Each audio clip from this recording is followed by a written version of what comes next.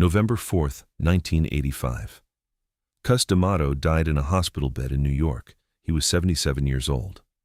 Before he closed his eyes for the last time, he told Mike Tyson one thing. Not about boxing, not about footwork or combinations or how to slip a jab. Something else. Something deeper. Something Mike carried with him through every fight, every loss, every courtroom, and eventually into a prison cell in Indiana where a gang leader with nothing to lose decided to make Mike Tyson his biggest problem. What Cus told him that night is the reason Mike walked out of that confrontation standing. This is that story. The gang leader's name was Marcus. He controlled 3 cell blocks, 40 men, and every piece of contraband that moved through the Indiana Youth Center. He had been in prison for 11 years. He had broken stronger men than Mike Tyson, or so he believed. On a Tuesday afternoon in the spring of 1993, Marcus walked into the prison yard with 6 of his men and stopped directly in front of Mike Tyson. He did not raise his voice. He did not make threats. He simply looked at Mike and said 4 words. "You work for me." What happened next?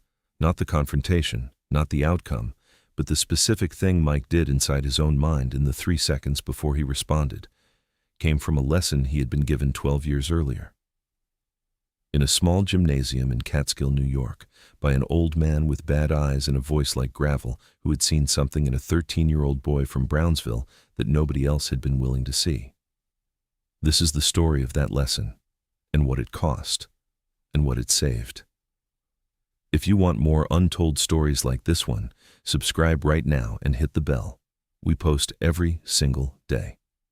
Now, to understand what Mike Tyson did in that prison yard, we need to go back to the beginning, not to 1993, not to the arrest or the trial or the day the gates of the Indiana Youth Center closed behind him. We need to go back to 1978, to a gymnasium that smelled like leather and sweat and something older than both. To the first time, a frightened, angry 13-year-old named Mike Tyson met the man who would change everything. Cus D'Amato was 69 years old when Mike walked into his gym. He had already done the impossible once, taking a kid named Floyd Patterson from the streets of Brooklyn and turning him into the heavyweight champion of the world. He had fought the mob, fought the boxing establishment, fought everyone who tried to control the sport he loved, and he had paid for it in years of isolation and obscurity that would have broken a lesser man. By 1978, most people in boxing considered Cus D'Amato a relic. An old man living in a house in upstate New York, running a small gym, training kids who would never amount to anything significant. Then, Mike Tyson walked through the door. Cus watched him for less than 10 minutes. Then he turned to the person who had brought Mike to the gym and said something that would be repeated for decades afterward. "That boy is going to be heavyweight champion of the world." He was not speaking about Mike's physical gifts, though those were obvious. He was speaking about something he saw in Mike's eyes. A hunger, a fury, a capacity for focus that most people spend their entire lives trying to manufacture and never quite manage. Cus had been looking for that specific combination for years, and here it was, wrapped in a 13-year-old from one of the most dangerous neighborhoods in America, fresh out of a juvenile detention facility, with no father and no direction and more anger than he knew what to do with. Cus took Mike in. Literally. Mike moved into Cus's house in Catskill. He trained every day. He went to school, reluctantly, inconsistently, but he went. And every evening after training, Cus would sit with him and talk. Not about boxing, not always. About life, about fear, about the difference between a man who controls his emotions and a man who is controlled by them, about what power actually means, and how most people who think they have it are only borrowing it from someone else's fear of them. Mike listened. He was not always patient. He was not always willing.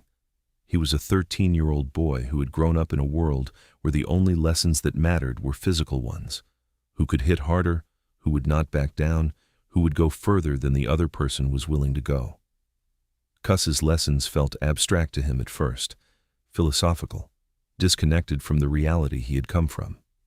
But Cus was patient in the way that only people who have been waiting a very long time for something can be patient.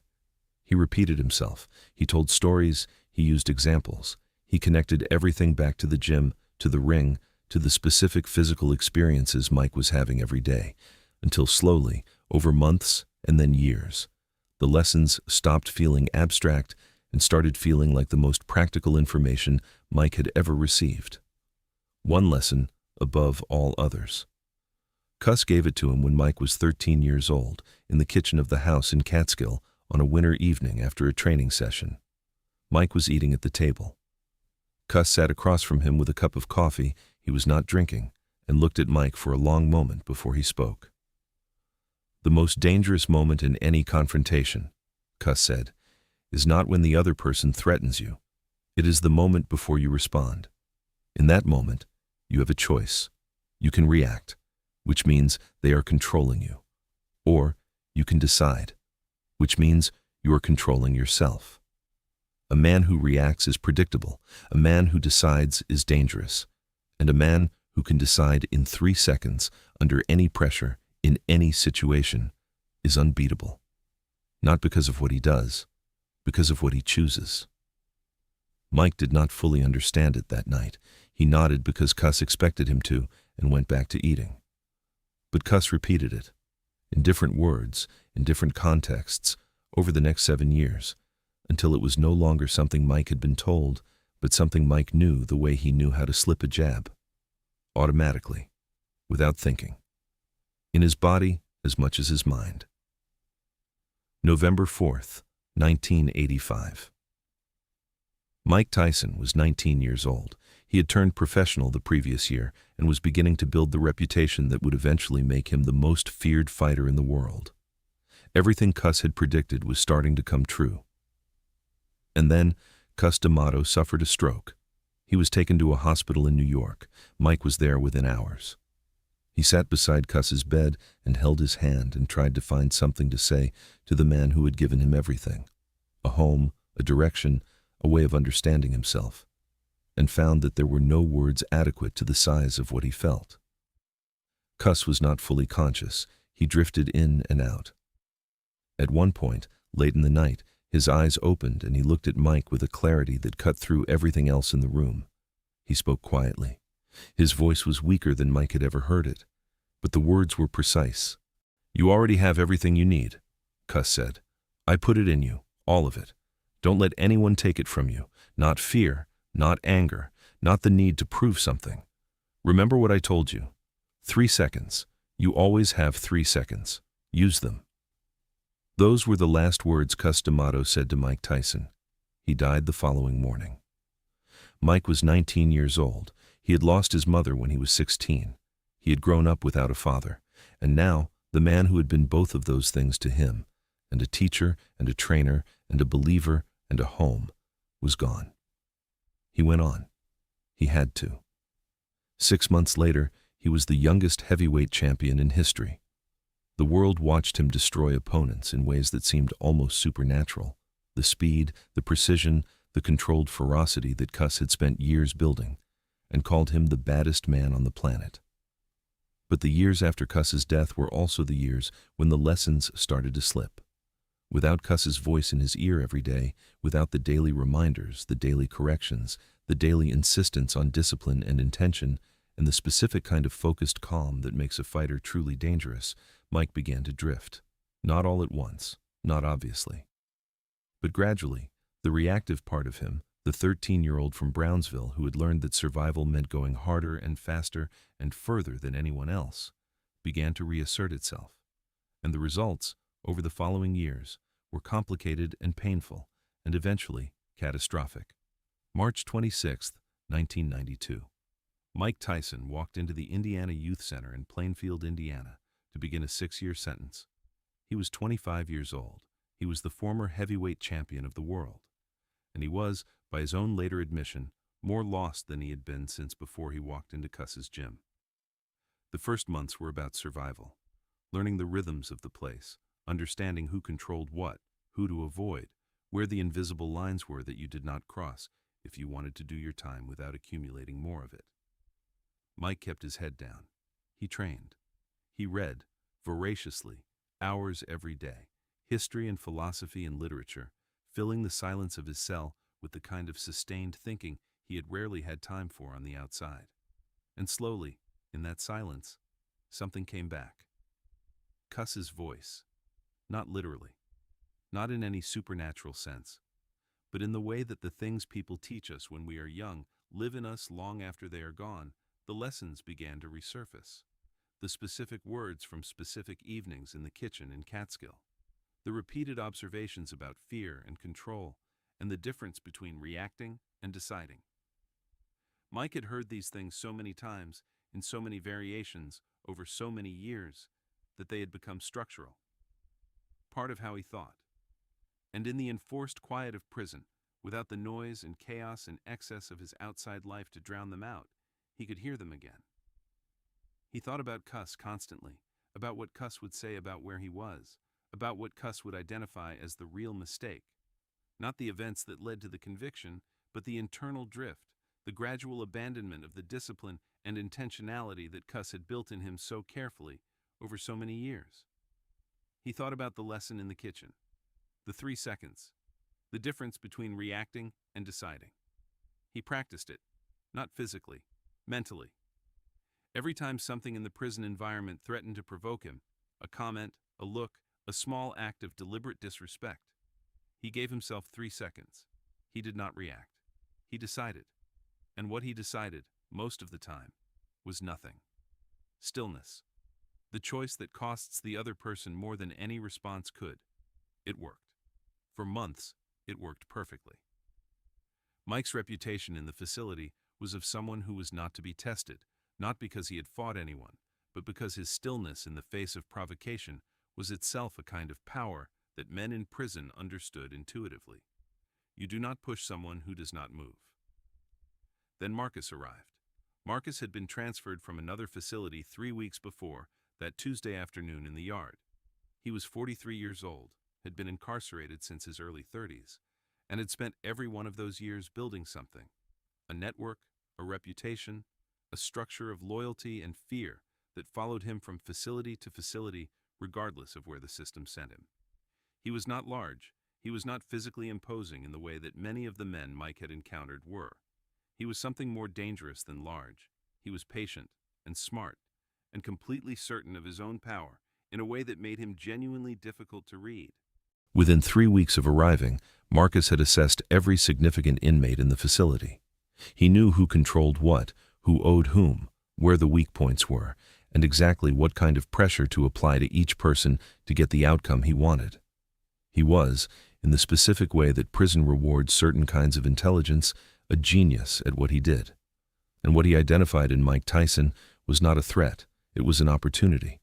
Mike's name meant something, his presence in the facility meant something, the respect he commanded from other inmates, the careful distance they maintained, the deference in their body language when they passed him, was a resource, and Marcus had spent 11 years learning how to convert resources into power.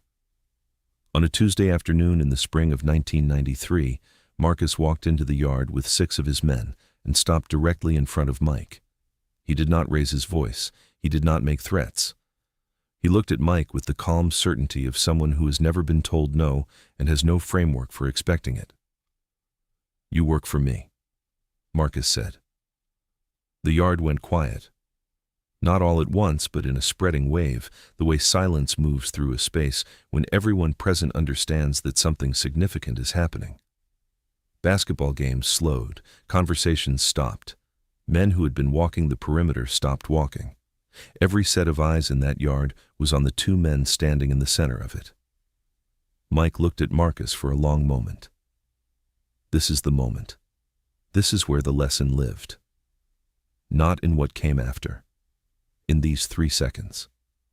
In the space between the provocation and the response. In the choice between reacting, which would mean Marcus had already won, because a reactive Mike Tyson was a predictable Mike Tyson, and a predictable man is a controllable man. And deciding. Mike heard Cus's voice, not literally, but as clearly as if the old man were standing beside him in that yard with his cup of coffee and his gravel voice and his absolute certainty about what Mike was and what Mike was capable of. A man who reacts is predictable. A man who decides is dangerous. Mike decided. He looked at Marcus without expression, without anger, without the performance of toughness that most men in that yard would have defaulted to automatically, because the performance is itself a reaction, and a reaction is a concession. He looked at Marcus the way Cus had taught him to look at an opponent across the ring before a fight, not with aggression, with assessment, with the complete unhurried calm of someone who already knows how this ends. "No," Mike said. One word, flat, final, not aggressive, not apologetic, simply the most accurate description of what was true. Marcus's expression did not change immediately. He had not expected no. In 11 years of prison, across 3 facilities, he had not received a flat, unemotional no from someone he had approached this directly. He looked at Mike for a moment, recalibrating. "You don't understand how this works," Marcus said. "I understand exactly how it works," Mike said. "You control things through fear. You're looking at me trying to figure out what I'm afraid of so you know where to push. I'm telling you now so you don't waste your time. There's nothing here for you to push." The yard was completely silent. Marcus's 6 men looked at each other. This was not how these conversations went. This was not the script they had watched play out dozens of times in dozens of facilities. This was something else. Marcus took a step forward.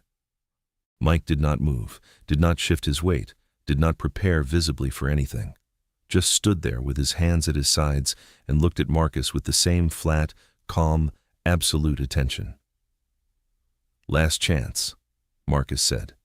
His voice had changed slightly, a fraction of an edge in it that had not been there before. "Same answer," Mike said. "Before we continue, drop your thoughts in the comments. Marcus has just been told no, twice, in front of 6 of his men and an entire prison yard. What does he do next? Tell us before we show you." Now, back to the story. Marcus stood there for what felt like a very long time. In reality, it was perhaps 4 or 5 seconds. But in the specific silence of that yard, with every man present watching, 4 or 5 seconds is long enough for everyone present to understand something has shifted. Marcus was calculating. Mike could see it. Not fear. Marcus was not afraid of Mike physically, or if he was experienced enough to not let it show. He was calculating the cost of escalating, the cost of backing down, the cost of what it would mean if he pushed further and Mike did not move, versus what it would mean if he pushed further and the situation became physical, versus what it would mean to simply walk away from a flat no delivered with complete calm by a man who showed no interest in the performance of this confrontation at all. And slowly, something in Marcus's expression changed, not defeat, not fear. Something more complicated, the recognition of a different kind of opponent than he had prepared for. He had prepared for aggression. He knew how to answer aggression. He had prepared for fear. He knew how to use fear. He had not prepared for this, for a man who simply stood there, utterly still, and offered him nothing to work with. Marcus looked at Mike for one more moment, then he turned and walked away. His 6 men followed him, glancing back, reassessing everything they thought they knew about the hierarchy of this place. The yard stayed quiet for another few seconds after they left. Then, slowly, the sounds came back. The basketball, the conversations, the weight equipment, the normal noise of men doing their time. Mike walked back to his usual spot by the fence and resumed his workout. That evening, in his cell, he thought about Cus, about the kitchen in Catskill, about a winter evening in 1978 when an old man with a cup of coffee he was not drinking had told a 13-year-old boy something the boy would not fully understand for years. A man who reacts is predictable. A man who decides is dangerous. He had spent the afternoon deciding, and Marcus, who controlled 3 cell blocks and 40 men and had never in 11 years been told a quiet, flat, unemotional no, had walked away.